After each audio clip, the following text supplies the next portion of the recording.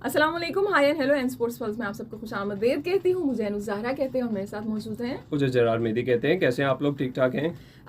जरार। लोगों की जो खैरियत है वो तो हम्म। पाकिस्तान इंडिया के मैच पे मेरे ख्याल से डिपेंड करती है, पाकिस्तान में भी और इंडिया में भी। ऐसा ही है। अच्छा, लेकिन जो इंडिया की हम बात करें, मैच में तो जो भी रिजल्ट आएगा वो तो एक तरफ है, लेकिन जो इंडियन मीडिया था, जो प्रोपोगंडा करने वाले लोग थे इंडिया के अंदर, उनकी उम्मीदों का फालूदा बना दिया है इंडिया के सुप्रीम कोर्ट ने, क्योंकि वहाँ पे एक पिटीशन दायर की गई थी कि मैच को बैन कर दिया जाए। जी। तो उन्होंने कहा कि नहीं जी, मैच बैन नहीं होगा, जाके आप क्रिकेट खेलें, क्रिकेट को पॉलिटिक्स से दूर रखें, ऑपरेशन से दूर, जो भी है वो आर्मी का काम है, आप उसके अंदर नहीं करें। सो क्या कहते हैं आप इसके ऊपर? असल में गवर्नमेंट लेवल पे उनकी पॉलिसी अब ये बन गई है कि अगर कोई क्रिकेट काउंसिल का किसी टूर्नामेंट होगा तो वो तो खेलेगा इंडिया पाकिस्तान के साथ, चाहे मैच हो या वो हो। हम बायलैटरल सीरीज कोई नहीं करेंगे। हालांकि ये तो काफ़ी अरसे से चल रहा है। अब उन्होंने पॉलिसी बनाई है रिटर्न में, लेकिन अगर देखें तो कोई मेरे ख्याल से 10-15 साल तो हो ही गए कि बायलैटरल सीरीज कोई हुई नहीं। मेरे ख्याल से लोगों को ठंडा करने के लिए इसको लेके आए हैं, कुछ ऐसा ही है, कुछ ऐसा ही है। ब्लैक एंड व्हाइट में इसलिए लाए होंगे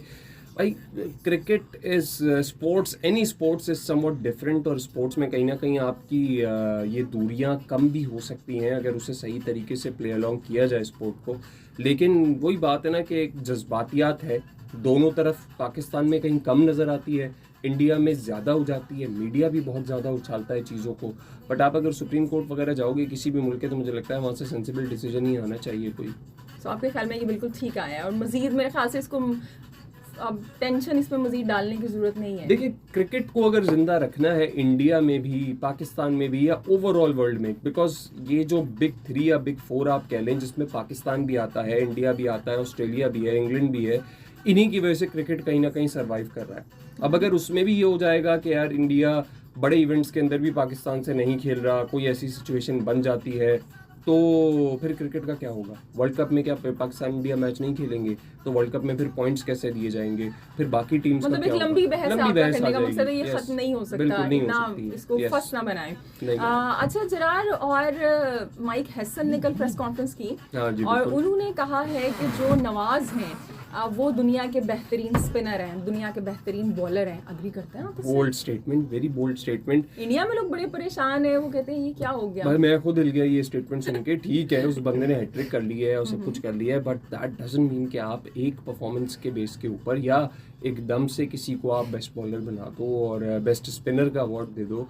आपके पास लेजेंडरी स्पिनर्स की, और माइक हैसन को पता ही होगा, एक पूरी लंबी लिस्ट है जो भी करंट भी है। चाह रहे होंगे करंट में, शायद करंट में भी अब अगर आप देखें तो आपके पास स्पिनर्स अफगानिस्तान के भी पास मौजूद हैं, और उनका स्पिन अटैक दुनिया में माना हुआ स्पिन अटैक है, चाहे वो राशिद की फॉर्म में हो, नबी की फॉर्म में हो। अब आप देखें उनके नाम, उसका नूर एक नाम है, वो एम गजनफर है वो, और ये सारा स्पिन अटैक चल रहा है आपके पास। आपके खुद के पास सुफियान मुकीम और अबरार जैसे हीरे हैं, मैं इनको हीरे कहूँगा, जो अभी तराशे जा रहे हैं। फिर उसके बाद आप इंडियन टीम में आ जाए तो वहाँ पे नाम है कुलदीप यादव हैं, और इसके अलावा वरुण चक्रवर्ती हैं जो उनके मिस्ट्री बॉलर्स हैं।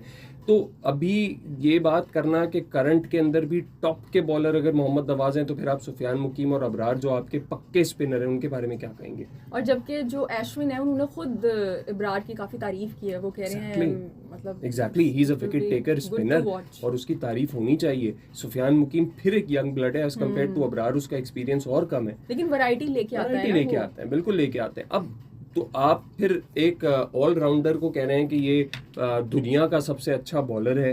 तो और देखिए, नवाज की एक कैपेबिलिटी है, और उसके अंदर भी ये चीज़ है कि अगर उसके जो ऊपर की लेयर है स्पिनर्स की वो चल रही है, तो वो प्रेशर फ्री होके बॉलिंग कराते हैं, और फिर उसमें सक्सेस उनको मिल जाती है, चाहे मेन बॉलर्स को मिले ना मिले, लेकिन एक वो प्रेशर को लेके चलते हैं।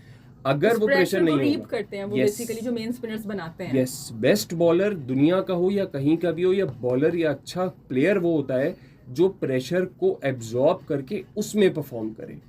आई am not taking away anything from Nawaz Mohammad. Nawaz is a key asset, जिस तरह के बाकी एसेट्स भी हैं हमारे, and he is, but I believe कि वो उस फुटिंग पे नहीं है कि उन्हें best bowler of the world का अवार्ड दिया जाए या कोई नाम दिया जाए। I believe we have many options in Pakistan only. That's what my take is. So Zarar, आपके ख्याल में एशिया कप के अंदर सबसे ज्यादा रन कौन सा बल्लेबाज बनाने वाला है?